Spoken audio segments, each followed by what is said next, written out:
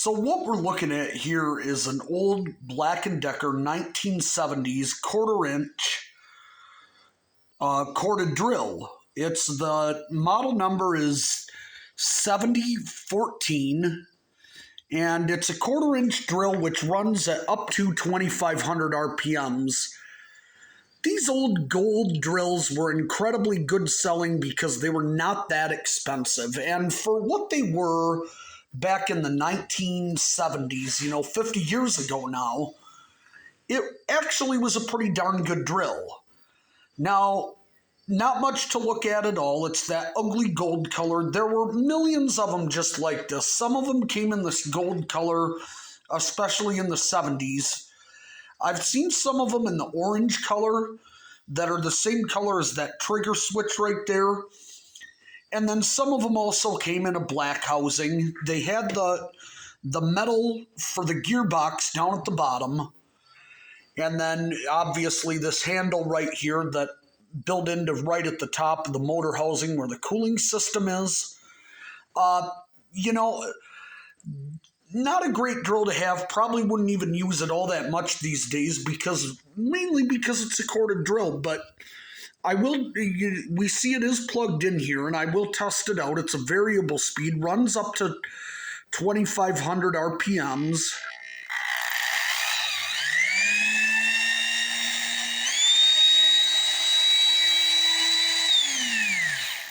And as you can see, it runs all the way up to its gear. It runs well, sounds good, runs very smooth. The only thing about it is that it definitely does not produce a lot of power.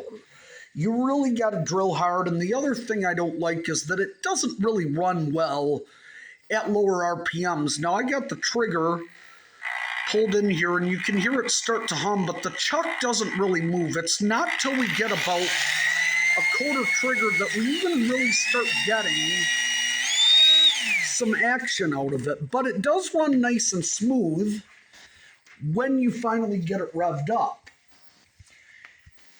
The one problem we do have, and this is why it's really useless now, I did before the video try to put a drill bit in here because I was going to do a demonstration of just trying to see how much torque it had. Was looking for my cordless drills, and they're out in the truck, so wasn't going to do that. But the one thing about it is that this chuck is all rusted out, and I can't even use the chuck key, which here it is right here on the cord. And we're going to just test it out, but I can't even get that undone to put the bit in.